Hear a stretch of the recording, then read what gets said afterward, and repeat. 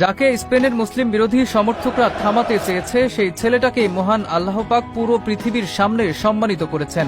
লামিনের বিশ্বাস ছিল মহান রবের ওপরে, আর সৃষ্টিকর্তাও যেন তাকে দুমুঠো ভরে সম্মান দিলেন, চুপ করালেন স্পেনের মুসলিম বিরোধীদের। হ্যাঁ, তাই মুসলিম বিরোধীদের উপযুক্ত জবাবটাই দিলেন লামিনে ইয়ামাল। মুসলিম হবার জন্য কত কটু কথা শুনতে হয়েছে লামিনকে। একটা সময় তো বলেই ফেললেন প্রয়োজনে তিনি ফুটবল ছেড়ে দেবেন, তবুও তার ধর্মকে কটু কথা বললে ছাড় দেবেন না। লামিনকে ফুটবল ছাড়তে হয়নি, বরং সব অবজ্ঞার জবাব এক রাতে দিয়ে দিয়েছেন। লামিনের এই জয়টা কি পুরো মুসলিম বিশ্বেরই নয়? স্পেনে যখন চলছে মুসলিম বিরোধী স্লোগান, তখন ফুটবল মাঠে মুসলিমদের হয়ে একাই লড়ে যাচ্ছিলেন বার্সেলোনা সেনসেশন। মোহাম্মদ সালাহর মতো তারকারাও তার পাশে দাঁড়ায়নি, কিন্তু লামিন একাই লড়েছেন। মূল ঘটনার সূত্রপাত সর্বশেষ ফিফা উইন্ডোতে মিশর বনাম স্পেনের ম্যাচে।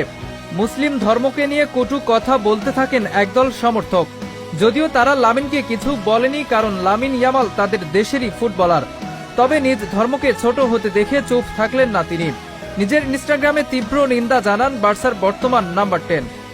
অথচ চাইলেই লামিন চুপ থাকতে পারতেন, কিন্তু ওই যে কথাগুলো মুসলিম বিরোধিতা লামিনের হৃদয়ে আঘাত করেছিল, তাই নিজ দেশের সমর্থকদের কড়া জবাব দিতে ভুল করেননি তিনি।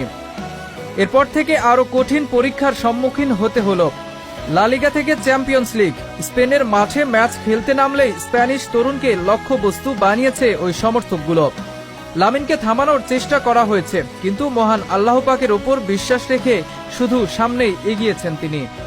সৃষ্টিকর্তার ওপরে যার বিশ্বাস, তাকে আটকানোর সাধ্য আছে কার? তাই তো লরিয়ার্স স্পোর্টস ওয়ার্ল্ড অ্যাওয়ার্ড, যাকে বলা হয় ক্রীড়া বিশ্বের সবচেয়ে সম্মানিত পুরস্কার, সেই সম্মান উঠল লামিনের হাতেই।